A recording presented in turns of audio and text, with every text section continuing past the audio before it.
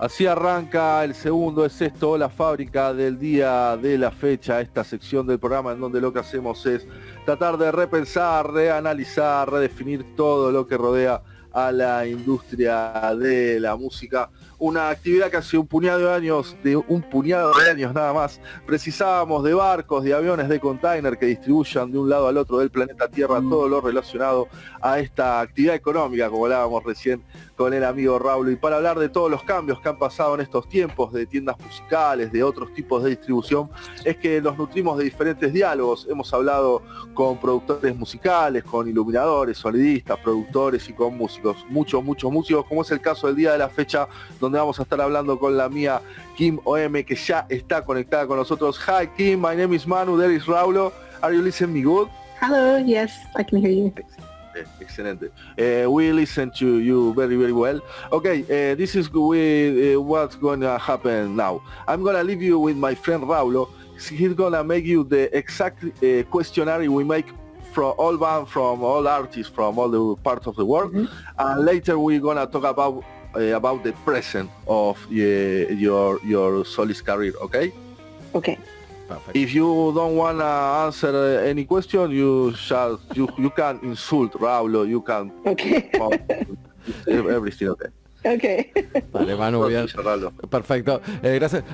Kim, we are live. Thanks for your time. We are really appreciate that you are here. We can talk with you. We are going to start with the questionnaire. So please tell us your full name, where are you from, and how old are you? My name is Kim OEHME, and I am from Scotland, Aberdeenshire originally, and I now live in Glasgow, and I am older than 35 and younger than 45. Perfect. It's the same to me. It's the same, Manu, we are in that range. Perfect. See, and can you tell us which is your first memory of you listening to music? My first memory of music is probably my mum and dad's records, which was a lot of Prince and Stevie Wonder and that kind of thing. That's my earliest, and Madonna, of course, obviously. Wow, what a mix. Stevie Wonder, yes. Igual clásicos, muy bueno, a gran altura. Sí. And where did the music came from? From the radio, the TV? Records. Records, okay. I remember them putting on records a lot when I was younger. They had a nice record player and a very good sound system. Perfect. Ahí está. Sí. And your parents were musicians or not? You're the first? No. Perfect. I'm the first. The first one. Perfect. And can you tell us which was your first instrument and which was the first song that you loved? I played the recorder at school. I don't know if that qualifies. And then I learned the flute for a while. And then I didn't play for a long time when I was a teenager. And then in my early 20s, I started playing guitar. Oh, wow. So, but I would say that guitar was the first one I really learned. Like I can make a noise out of the flute, but I don't really know how to play it. Yeah, so like any child does, I played around a lot with the keyboard and stuff like that, but I couldn't really play those things. And what was the next question? And the first song that you learned? Oh, on the recorder, the Skyboat song. Skyboat. Okay. Of course. And on guitar, I think the first song that I learned to play and sing was Jolene by Ray LaMontagne. Hard one to sing. Yeah, not the Jolene from Dolly Parton. Okay. Jolene from Ray LaMontagne. Ray LaMontagne. I know the artist, but I didn't know the... Yes. That are the things that we are interested in. When you were young, we are from different parts of the world. See, when you were young, how was your youth? There were many people around you, musicians and that kind of things, or not? No, not really. There was music at school, just the standard music at school that you get. I don't remember there being a lot of music other than listening to music. We listened to a lot of music when I was growing up, but and my sisters, learned to play the violin and the trumpet and stuff, but only for a short while. Like, it didn't last very long. just the way that you do when you're at school. You try something for a bit and then you don't really carry on. So they never became big players or anything. No, but I'm really happy with this. Always remember that you're talking with people from all around the world. In Argentina, it's not common to get the trumpet in the school, you know, that kind of thing. Right. Es excelente. Okay. Muy bueno. We love that kind of things, you know. That is why we speak of this. Excelente todo lo que acaba de contar, Manu. Muy bueno, muy bueno. I'm going to make a little translation for the Spanish listeners. Estamos con KIM OEHME. Es una artista de Escocia y lo que nos estaba contando, bueno, que sus padres tenían un montón de discos y ahí fue cuando empezó a escuchar música, escuchaba Madonna, Stevie Wonder, un poco de todo. Y lo que nos contaba que, bueno, cuando ella era joven no había mucha gente tocando música, pero ahí es a donde empiezan los conceptos, Manu, que es no tocar mucho, que es tocar... No había música a mi alrededor, pero mi hermana aprendía el violín, la trompeta en el colegio, ella aprendió a tocar la flauta, y lo que sí decía que sí consumían un montón de música, que escuchaban un montón de música. Manu. No, yo solo quería decir, I really want to learn to play the trumpet. But my girlfriend who lived with me, she told me that she's leaving me because someone who plays the trumpet badly is insupportable. Excelente. She could play the fiddle. The fiddle? What is that? And then you could play together. A violin. The violin. Violin and trumpet. Ahí está. Otra cosa que mal tocado es sí, another instrument who bad playing is... It's hard. Toma el violín. Okay. I understand that. You're a very clever person. Ahí está. Muy bueno, para negociar, muy bueno. And can you tell us which was the first concert that you went? I went to see Take That in 1993 with my dad and my sisters. Excelente. Apareció, tenía que aparecer. No, creo que no es la primera vez que aparece Take That, me parece. Muy bueno, sí, muy bueno. Sí. Bueno, el primer concierto al que fue Kim fue a ver a Take That con su familia. We are going to start with your musician career. Can you tell us when and why you decide to start a solo music career? I don't know when. I just have always wanted to. And I think about 10 years ago, 2015, is when I started writing songs. That's when I started to, or maybe 2014 is when I started writing songs, and when I decided that I wanted to try and release music and do more than just play in my bedroom. Yeah. And how do you feel about that? The first songs that you compose and that kind of things, you show it direct to the people or not? They were for you? Some of them I showed to people, and some of them, quite a lot of them, I keep to myself. Just because I think I didn't really start writing or playing music to necessarily do that with other people or share it with other people. I just started it because I was curious, and I this little thing that would kind of bug me where I just felt like that would be good for me to do. And so I started doing it, and then when I wrote little pieces of songs, but when I wrote my first full song, I was quite excited about it because I thought it was quite good, and that's when I decided to try and share, and maybe that would be okay. Perfecto. Ahí está, Manu, justamente una de las cosas que te iba a decir también fuera, estoy dirigiendo la conversación justamente por eso que vamos a hablar después de la entrevista. Una de las cosas que le pasa, por ejemplo, a ella es de empezar a tocar, nos estaba contando que en el 2015 empezó a tocar, más que nada por una cuestión de curiosidad. Ella escuchaba un montón de música y empezó a tocar, y en un momento empezó a componer canciones que muchas de esas las dejaba para ella, no se las mostraba a ninguna persona, y después cuando realmente ella sintió que la canción era más o menos buena, se la empezó a enseñar al público, a la gente que tenía alrededor. In August of 2021 you released your first EP, Clouds of Age. How was the recording process? It was good. I recorded it. So I used to live in a little cabin that I built in the Highlands, Scotland, and it was on my parents' land, and they were about to move, and I really wanted to I really wanted to make something in that cabin, so that's where I recorded it. So I got in touch with a friend who has a mobile recording set up, and he came over, and we spent 2 weeks recording it in the cabin just about 1 week before, or 2 weeks before we had to leave the property. So it was very, we started the recording before COVID in February 2020.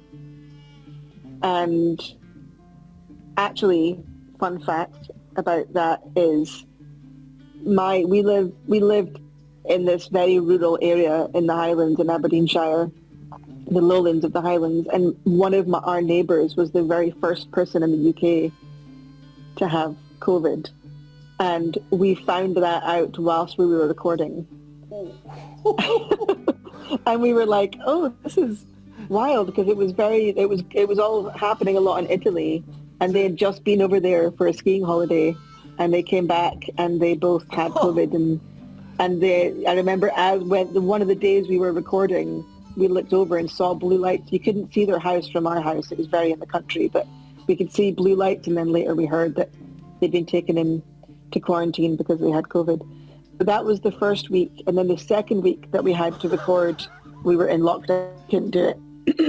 So it got postponed. And then when my parents decided they were going to leave the property, that's when I decided that we have to finish this recording in the cabin, because it's the only chance that I'm going to get to do it. So we finished it sometime when we weren't in lockdown, before 2021. Wow, increíble story. Increíble. Yeah. Manu, lo que acaba de contar, terrible, vamos a hacer. I'm going to translate this, it's incredible. Okay. Bueno, nos estaba contando que después del 2015 que empieza a hacer sus canciones, todo, ella en el dejé las hojas, dejé todo, estaba escuchando increíble.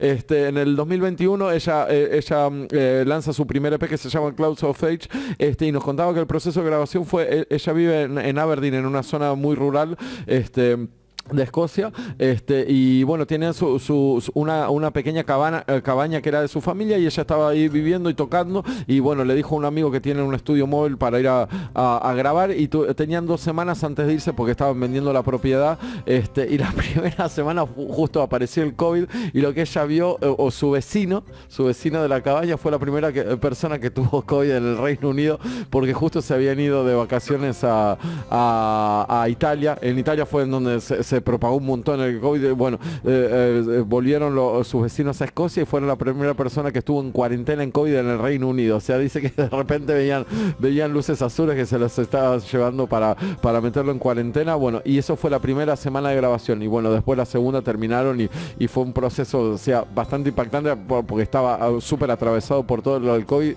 y justo dio la casualidad que la primera persona que tuvo COVID en el Reino Unido era sus vecinos, y ella grabando canciones. Tremendo. Incredible story. Sí. And can you tell us, you release some live videos in YouTube. How do you decide which song to make, and why you upload that kind of videos? Which live videos? You have playing with some other people, or playing yourself. Oh, that's in the cabin? That's Burning Blue in the cabin, huh? Yes, sí. Yeah. That's beautiful. Wow, beautiful. I think that you maybe, sorry for this is kind of personal, but you think that you expose yourself a lot in that kind of things, or not? What do you mean? When you write lyrics and that kind of things, or for example showing the cam and that kind of things. Yeah, it does feel very vulnerable. Yeah. Sí, I recorded that. So Burning Blue in the cabin is the first time I recorded anything ever. And that did feel very bold. And I can't really listen to it anymore, because it's a bit cringe. It's hard to listen to. I feel a bit embarrassed. But also you just have to do it and then let it go, because it's part of the process. Perfect.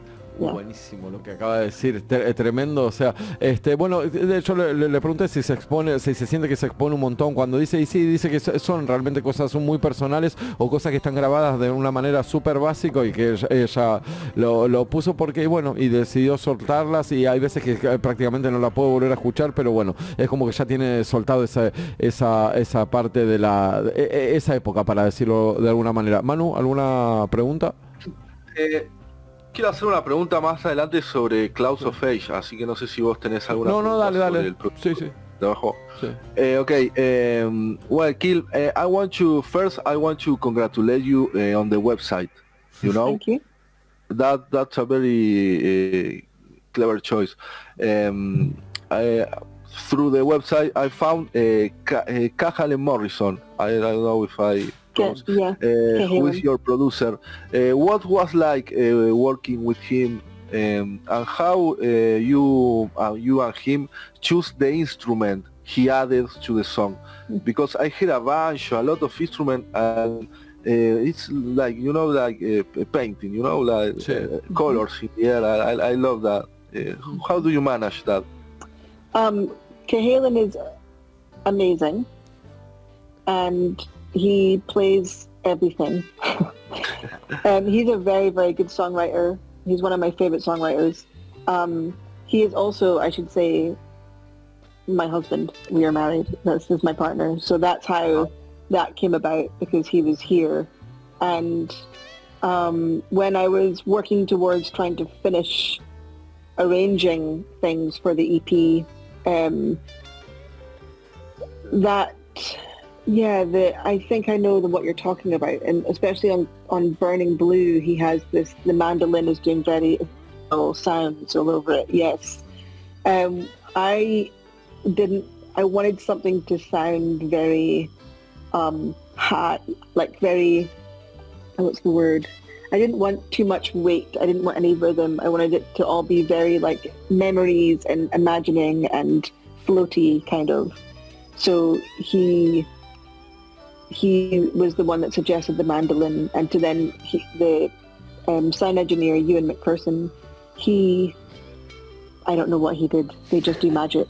I don't know what he did, but he just like put some reverb on it or something and just like made it feel very sprinkly, you know, which really worked very well, I think. Muy bueno. Buena pregunta, Manu. Bien. Sí, te mete enseguida en su atmósfera, es tremendo. como se mete. Es lo que pasa con hay un montón de música de las partes del country, de las afueras de todo lo que es el Reino Unido y de los países como Escocia o Gales, que es impresionante, sí. Then you have to listen to Rona Mac. We have interviewed her. She's from Wales. Then we are going to send you the contact, and maybe you can make some things. See, because she also have a beautiful voice. Una más. I saw some video from Cahalan too, and I noticed that you share the guitar technique. You know, using a capo and almost all your fingers, you know, when you play the guitar. Something I envy so much. I'm a guitarist too, and I play with a pick. My brain, you know. It's that an autóctona, ¿cómo se dice? Indigenous, I know. Technique is that a technique from Scotland? Finger picking? The way that perfect. Muy buena pregunta. The way that you finger picking. That and I saw you play with the capo and the chords with very open. I don't know about Cahalan. I think that he I learned by playing classical guitar first. I did classical guitar for about 8 years. And that's how I learned to finger pick. That's how I learned to use my hand quite freely. And so that's where I get that technique from. For Cahalan, I don't know. I think he just, he's American, so he, I think the finger picking thing is much more predominant in America with the folk music. Yeah. Excelente. And I have the opposite where I don't play with the pick very well, so I've been practicing that the last few years, and I find that really hard. Like, I have the opposite feeling that I want to be better with the pick, because we live in Glasgow now, and there's so many sessions and there's so many fun things happening, and I feel like I don't know how to join in because I don't play fast strumming or with a pick or anything, you know. But yeah. Tremendo. I don't know if you know Matteo Mancuso, a new guitarist talent from Italy, where he play with all your fingers and very, very fast. It's normal. Muy bueno, Manu. Pablo. Sí, no, es como we are mind blowing because I don't know why the American music in the country of the country places in Glasgow and that, it appears. I don't know why the American folk it's in Glasgow, in that kind of things. Why do you think? I think that traditional music in Scotland and America are very similar because of mass migration over to America many years ago. There's lots of songs that have the same melodies that have different words, and lots of Scottish songs and Irish songs. So now that we're all much more connected, I think that's just how these things evolve. They're very closely linked, I think. Sí. But completely different in the same way, no? I think that. Sí, tremendo. Sí, yes. sí, perfecto. Thanks for the explanation. Beautiful explanation. Muy bueno, sí. Manu, si te parece un par de preguntas más y seguimos. Dale, perfecto. 3 more questions. I have to ask this. Do you use artificial intelligence? No. Perfect. Direct. And can you tell us something about the in your neighbor, the Scottish actual music scene? How do you feel about that? It's great. Glasgow has just got so much going on all the time. There's so many gigs every week. Sometimes since I moved here, there's been some nights that I've gone to 3 gigs in one night because there's too many people on. It's just so amazing. There's sessions on every day of the week. And the sessions are very, very good, very high quality. It's great. Glasgow's an amazing city for music. I think it's so good. And I think there's quite a lot of traditional music that's very alive all over Scotland. I think it's very strong. Ahí va, perfecto. Ahí termina de redondear la idea. Muy bueno, sí. Bueno, nos estaba contando que Glasgow, ya todo el mundo debe saber que es una ciudad con una potencialidad musical gigante. Y también dice que hay una escena de música tradicional súper fuerte. Can you tell us something about your future plans with the music? Yes, I have an album coming out in next month. Well, at the start of 2026. I'm just about to start releasing singles, and that's very exciting. I'm very proud of this album. It's much more of a band sort of sound. Cahalan is the producer again. I have lots of really amazing guests, people playing on it. I'm very, very excited about it. And I started making it 2 years ago, so it's taking a long time to get to this point. But I'm really excited to get it out, and I've already written a lot more music. I'm ready to make another one, and everything's moving in the right direction, I think. I also started a booking agency in September, so I've been doing that I've just got 2 bands on my roster just now, but starting slow. That's fine for now, and then next year I'll add more maybe, but so lots of busy things happening, which I think is important and good in this day and age, because I don't know what's happening to recorded music. I don't know what's happening to Spotify or to all of these big streaming services that are making AI music, and I think that we'll see a big pushback. I think the pushback will be that people will start buying CDs and music again. I think hopefully people will come see live music more. Who knows? Muy bueno. Sí. I don't think it's going to be a flashback, but something has to happen in a way, because we have to survive through all that kind of things. Yes. I completely agree with you. Muy bueno, muy bueno. Just to finish the interview, we are going to play Burning Blue, the song. Can you tell us something about that particular song? This is the first song I wrote. So this is, when I was talking earlier about finally writing a full song, this is it. And I still really love playing it, and it feels really old now because I wrote it about 11 years ago, but I still really like it and feels like my little baby. And I want to re-record it, I think, because I have so many ideas. This is one of the issues that I have, is I don't know when to stop. But that's why you need a producer to tell you stop. It's finished. Yeah, I love it.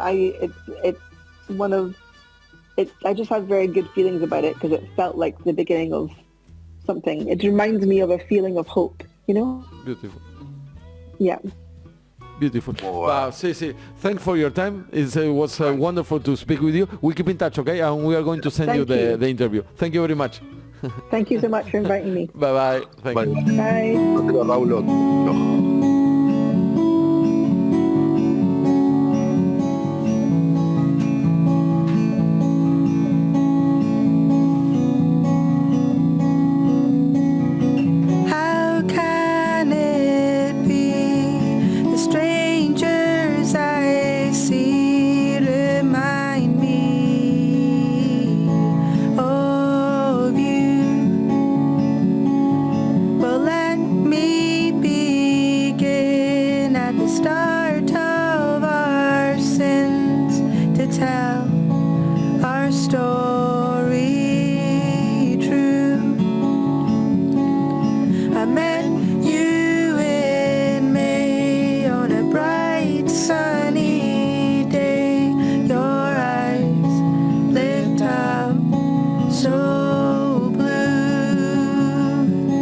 Your eyes are burning.